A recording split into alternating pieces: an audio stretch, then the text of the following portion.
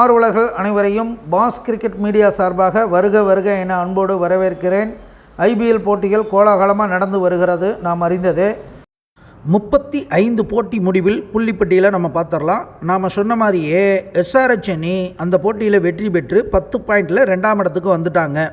இனி வரக்கூடிய போட்டிகள் அத்தனை டீமுக்கும் ரொம்ப பலப்பரீட்சையாக இருக்க போகிறது, அதில் மாற்று கருத்து இல்லை. ஏன்னா இப்போ ஆஃப்-வே ஸ்டேஜ் தாண்டியாச்சு. எல்லோரும் 7 மேட்சை கிட்டத்தட்ட விளையாண்டாச்சு. இன்னும் ஆஃப்-வே ஸ்டேஜ் தான் இருக்குது. அப்படிங்கிறதுனால ஒருத்தருக்கு ஒருத்தர் ஒரு தோல்வி கூட ரொம்ப பின்னடைவாக போடும் அந்த அணியை பொறுத்தளவுக்கு.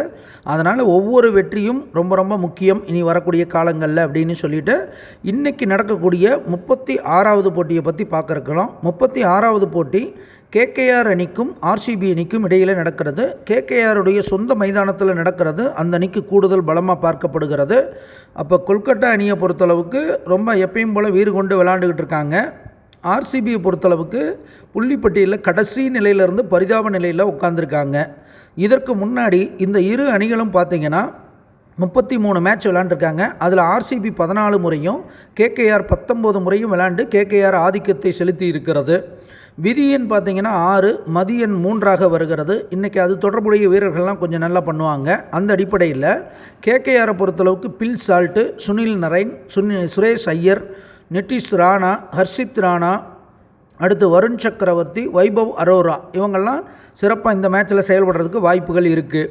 அதே போல் ஆர்சிபியை பொறுத்தளவுக்கு Virat Kohli, Rajat Patidar, Faf du Plessis, Cameron Green, Alzarri Joseph, Mohammed Siraj, Dinesh Karthik இவங்கெல்லாம் சிறப்பாக செயல்பட்டு பேட்டிங் ஃபீல்டிங் இதில் எல்லாத்துலேயும் சிறப்பாக செயல்படுறதுக்கு வாய்ப்புகள் இருக்கிறது. இருந்தாலும் கேகேஆர் அணி வெற்றி பெறுமா அப்படின்னு தான் கேள்வி வந்தது. கேகேஆருடைய உதயமாரிடம் ஒன்றா வந்தது சிறப்புனாலும் அங்கே பாம்பு இருக்கிறது கேகேஆருக்கு சிறப்பு இல்லை. அதே போல் ஆர்சிபியை பொறுத்தளவுக்கு பாக்கியம் அதிர்ஷ்டத்தை தரக்கூடிய மால் போய் உட்கார்ந்துருக்கிறது. திடீர் பாக்கியம் திடீர் அதிர்ஷ்டம் ஆர்சிபிக்கு உண்டு. அதே போல் கேகேஆரை நோக்கி கவிப்பு வர்றது, உச்ச மதி கவிப்போடு சேர்ந்து வர்றது சிறப்பு இல்லை அப்படிங்கிறத நம்ம சொல்லி ஆகணும். கேகேஆரை நோக்கி வரக்கூடிய கிரகம் சரியில்லை, ஆனால் ஆர்சிபியை நோக்கி வரக்கூடிய பொன் சிறப்பை தரக்கூடிய ஒரு அமைப்பு இருக்கிறது. அப்போ இந்த போட்டியை பொறுத்தளவுக்கு கேகேஆருடைய அதிபதி உச்சமாக இருக்கிறது. ஆர்சிபியுடைய அதிபதி புகர் பார்த்திங்கன்னா லாபஸ்தானத்திலே போய் உட்கார்ந்துருச்சு.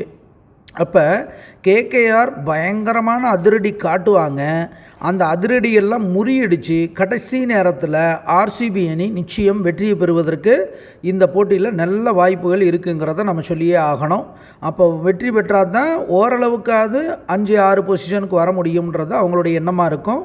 அனுமானிப்பது நாம், தீர்மானிப்பவன் இறைவன். நன்றி, வணக்கம்.